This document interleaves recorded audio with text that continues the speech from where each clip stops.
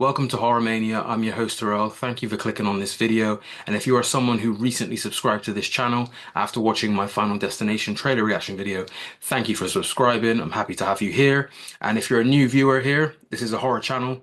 I intend to just review all things horror on this channel. I'm very passionate about the genre. If you end up liking this video, please hit the like button. And if you haven't subscribed already, please hit the subscribe button so you don't miss any future videos. Now let's get into today's topic, which is Heart Eyes, a brand new slasher film that was released this past weekend. Heart Eyes follows two work colleagues who get caught up in the murders of a killer who has wreaked havoc on Valentine's Day by stalking and murdering romantic couples.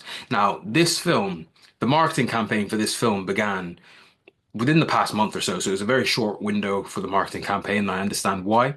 I didn't watch the full trailer for this film. I saw like bits and pieces of it, and I think prior to some other films that I've released recently in cinemas, the trailers played before it, and I've kind of just had my head down looking at my phone because I don't like to watch trailers. So I didn't really understand what the narrative setup of this film was. All I knew going into it was it's a slasher film set on Valentine's Day with a man and a woman involved. That's all I kind of knew about it. And if I was to gauge what my expectations were prior to going in, I wasn't expecting much out of this film. I thought, oh, this is probably going to be, ranging from the generic category to the okay category in terms of being a slasher film for the teen audience and just be that. So I didn't expect much out of this film. The reason I'm emphasizing that is because I was pleasantly surprised by Heart Eyes. This film is a slasher romantic comedy which manages to fulfill all of its primary genres to a surprisingly satisfying degree.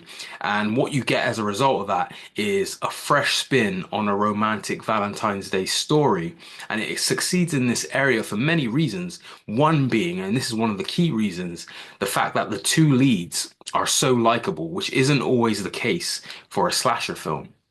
Now, the two characters at the center of this film are called Ali and Jay, who are portrayed by Olivia Holt and Mason Gooding. Now, both of these characters are written fairly well on the page, but then brought to life even better from the actors. And they're able to make these characters very endearing.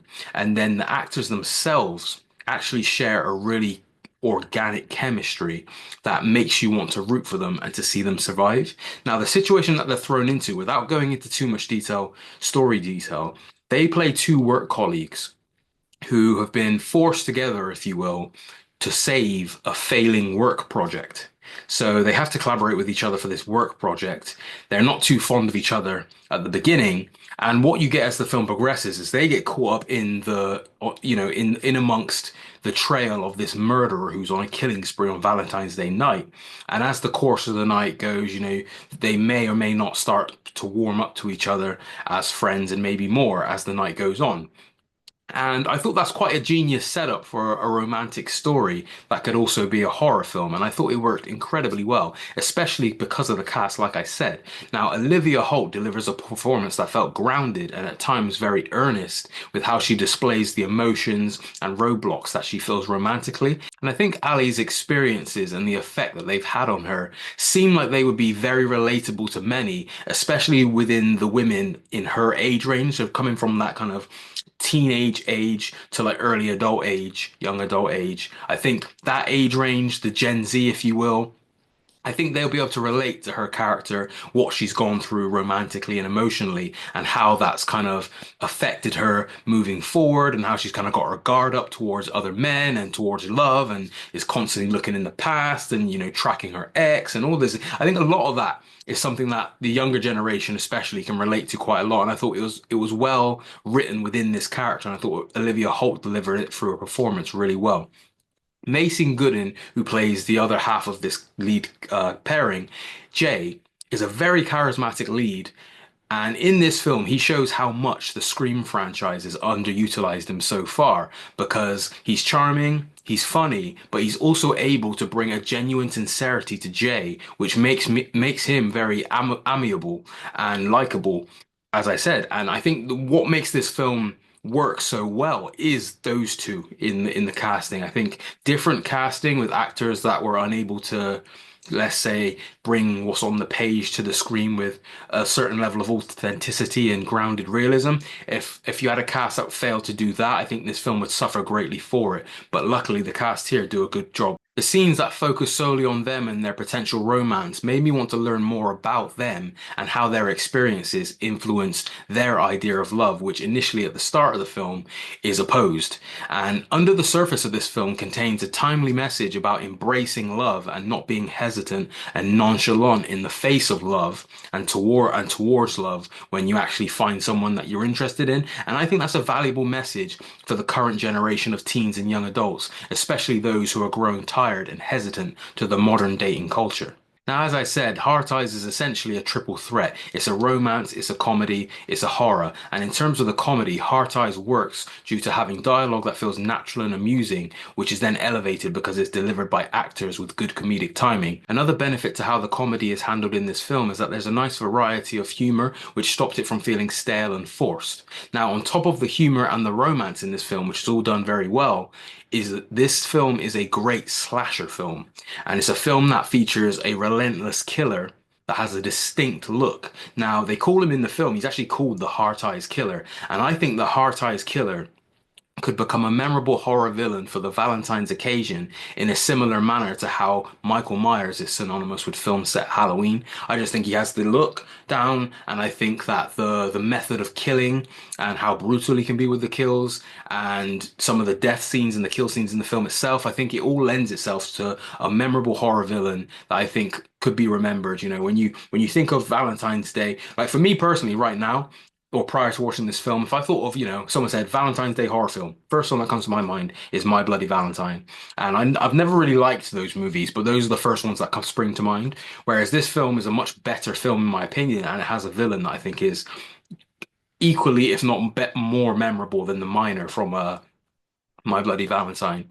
But there's a plethora of brilliant horror set pieces within this film and unique locations throughout it. One of the highlights being a drive-in theater. And these scenes contain a great mix of good comedy, light thrills, suspense, and bloody violence. And I think it's that kind of trifecta and combination of all those things that blends really well together and is well handled in this film appropriately. And every element gets its moment to shine in a way that adds to the whole in a great way. And I just thoroughly enjoyed my time watching this film. And I don't usually love horror comedy. It can sometimes work in some cases, but I think it is a hard thing to balance.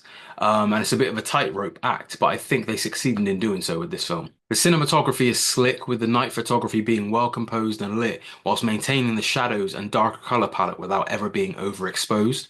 The script itself executes the ideas of the film efficiently, and it's extremely well paced, and the runtime goes by swiftly. And as a result of that, none of the core genre elements at play, such as the romance, the comedy, and the horror, drag or overstay their welcome. The director Josh Rubin knows when to alternate between the key characteristics of each genre, and he's able to maximize the dramatic and fun aspects when the story calls for it. Now, the final act reveal isn't a major shock by any means, but it does make sense in relation to the film and the Valentine's Day theme. At first, I was a bit taken aback by it, thinking, oh, that's not that great of a reveal. But then as it kind of played out and the motive started to come into play, I thought, you know what, for the type of film that this is and for the setting and the time period, it makes sense that this would be the killer. The story could have benefited from having more red herrings along the way that connected to the actual story that was being told. And the reason why I say that is because the cast isn't that huge and the supporting cast is great, albeit small. And it was nice to see some recognizable faces within the supporting cast. But the cast itself isn't that big. And at a certain point in this film, part of the way through, I started to clock on to the fact that the cast isn't that big, which leaves you with only a selection, less than a handful of people that you're looking at as potential suspects. And it got quite easy to narrow it down to who the potential suspects might be. And I think if they added more of a supporting cast and more red herrings along the way and zigzagged with it a bit more, I think it would have threw you off balance a bit more in terms of trying to pinpoint who the killer might be. And I think as a result, the actual reveal itself would have become more satisfying by the end of it. But overall, Heart Eyes is a horror romantic comedy that hits all the marks with efficiency, and the result is a film which weaves a satisfying love story amongst the slasher bloodshed with two great lead performances at the heart of it. I'm giving Heart Eyes 5 stars out of 5. Even I'm shocked by that, but I really did have a great time watching this film. I enjoyed the experience of it. The comedy worked for me. The romance worked for me, and that's probably the most surprising element of the film is the fact that it actually is a better romantic story than most romantic films nowadays. That really caught me off guard, and I really didn't expect that from this film. So it's the fact that it's a great comedy, it's a great romantic film, and a great date movie for Valentine's Day. And then it's a great slasher film on top of that. It hits all the marks, and there isn't really much I could fault apart from like some minor bits that I mentioned in the final act and the final reveal. The rest of it, I can't really fault it. So yeah, it's a surprise 5 star rating from me. If you've seen Heart Eyes, let me know your thoughts in the comment section below. Or if you don't want to see it, let me know why you don't want to see it. Thank you for taking the time to watch this video. If you enjoyed this video, please hit the like button. That'll help me and the channel out. And also hit the subscribe button and the notification bell so you don't miss any future videos on this channel. Thank you once again, and I hope you have a nice day.